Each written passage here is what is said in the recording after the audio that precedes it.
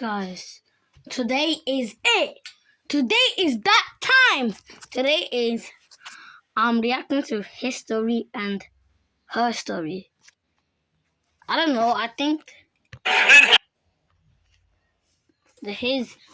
it's her mom or dad. I don't know, but we are going on his story and on her story. So his what did I just what his story. Okay, I already subscribed to him. This was 14 minutes ago. I'm watching this. Wait, then I'll watch two. Mom miscounted the pills before she left for Chicago. I found out Friday evening when I popped open Saturday's slot and it was empty, and Sunday was empty, and I shook the whole organizer over the counter like an idiot hoping one would materialize, and nothing came out. Both my parents were in Chicago for the weekend. The backup bottle was on the storage shelf in the cellar, which meant the one place I needed to be was the one place my leg couldn't take me. I tore through every cabinet in the kitchen with my heart climbing because I already knew they were empty. Bathroom, hall closet, parents' nightstand. Every empty shelf made the throbbing worse, like my leg could sense I was running out of options. I called my mom. I ran out of meds. You miscounted. Oh no. Oh honey, I'm so sorry. I need the backup from the cellar. No. Her voice shifted to something faster and tighter. You can't make it down those stairs with your leg. You could fall. I need the medication, Mom. Take a hot bath and use the heating pad. We'll be home by 3 tomorrow and I'll bring them right up. It's not a headache. My leg is on fire. I know, honey. Just please don't try the stairs. Promise me you won't try the stairs. I told her I promised because that was easier than arguing. I didn't mean it. The heating pad helped for 20 minutes and then the throbbing came back worse, like it was punishing me for thinking it would work. I ran a bath and sat in it until the water went cold and the pain climbed from my knee up through my hip like something alive crawling through my bones. I dried off and limped to the kitchen and gripped the counter. So you're basically telling me that the mom miscounted the meds, and now the son is crying of pain, and he's taking a shower. This one doesn't know anything. That's not freaking gonna work, man. That's not freaking gonna work. Man, that's not freaking gonna work. That guy's, bro. That ginger head or your son, I don't know. He might die. He's like the fire, and you miscounted the medication. That's crazy. That mom's crazy. Crazy. That's crazy, man. That's crazy. Okay, sorry. I keep pausing. I sat on the kitchen floor with my back against the cabinets and both hands wrapped around my knee, squeezing like I could hold the bones together. The medication was 30 feet below me, behind a door my mother begged me not to open. I pulled myself up using the counter and limped down the hallway. The cellar door was at the end of the kitchen hall. Stairs were too steep for my leg, and to stay out of there, I'd never... Wait, but you might die. You don't listen to your mom. Risk your life. You're already gonna die. I'm freaking getting confused. What the frick is going on? I'm freaking getting confused, mate. What the frick?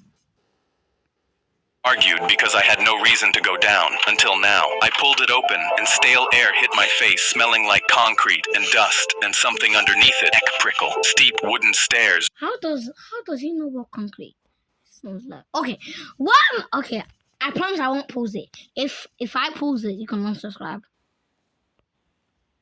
Dropping into black. I gripped the railing with my right hand and my phone flashlight with my left and took the first step. The wood groaned. My bad leg dragged behind me and the knee buckled on the third step, and I grabbed the railing with both hands and my phone slipped out of my grip and bounced off every step and landed at the bottom with the light pointing sideways into the dark. 3 steps down in total black with my bad leg shaking under me. One fall and the leg would snap in the same place it broke when I was 2. Every intelligent thought I had said, go back upstairs and wait for Mom. Instead, I gripped the railing and went down blind because the pain was louder than the fear. One step at a time, palms sweating on the wood, bad knee grinding with every drop. I reached the last step and my bad leg gave out, and I dropped to the concrete and caught myself on my hands at the phone and swept the light across the cellar. At least you made it. At least you made it. At least you made it. Concrete walls and an old furnace and metal shelving. I found the medication on the second shelf, and the relief hit me so hard, my eyes That furnace is old as burned. I dry swallowed 2 pills and leaned against the shelf with my eyes closed, waiting for the throbbing to ease. Then the light Hallelujah. He's alive. He's alive. Thank God. That mom was trying to freaking kill him, mate.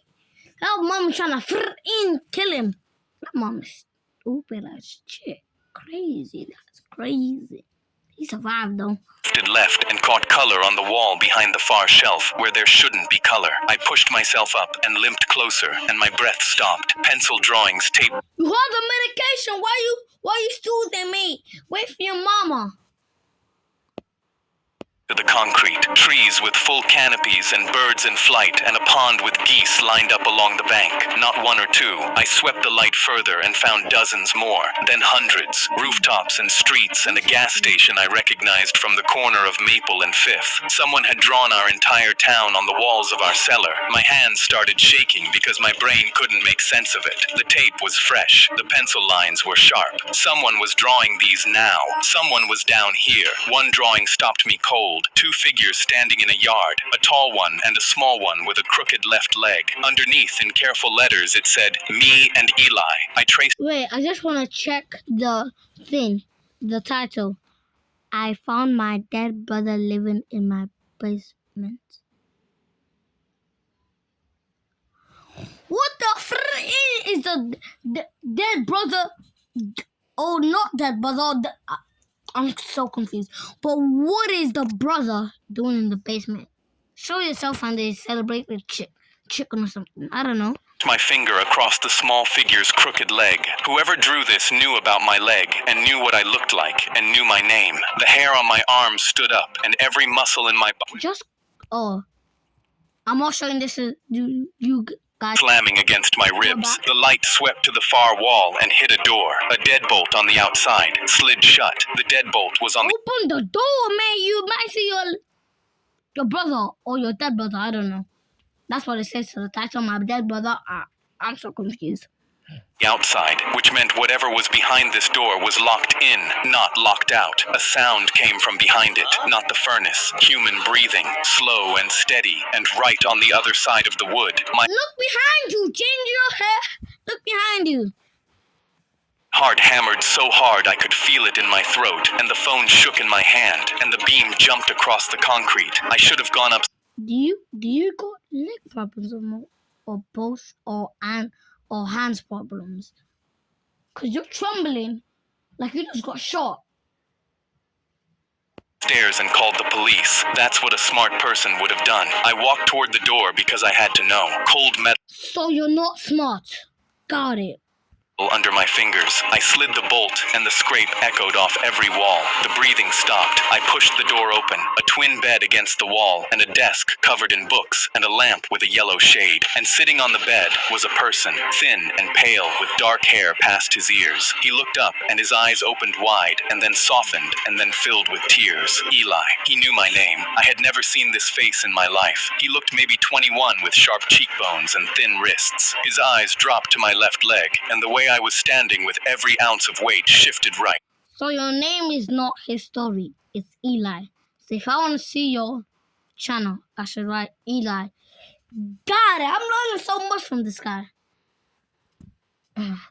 I'm just. His whole face crumbled. Your leg. His voice cracked. I did that to you. I stumbled backward until my shoulders hit concrete. Who are you? He told me his name was Caleb. He told me he was my brother. The word hit me like a physical thing, and I grabbed the door frame because the floor tilted under my feet. Brother. He pushed me down the stairs when I was 2 and broke my leg. Our parents told everyone he died and put him in this cellar 11 years ago. My vision blurred and I realized I'd stopped breathing. He spoke without looking at me with his eyes on the floor, and his voice flat like he'd rehearsed this speech 1,000 times in case this moment ever came. I sat on the bottom step and stared at him. A brother. I had a brother who was alive and living under my bedroom. The thud I sometimes heard at night wasn't the furnace. It was him. But he told me he pushed me, and my parents told me he pushed me, and he didn't remember doing it. A 7-year-old who couldn't remember the worst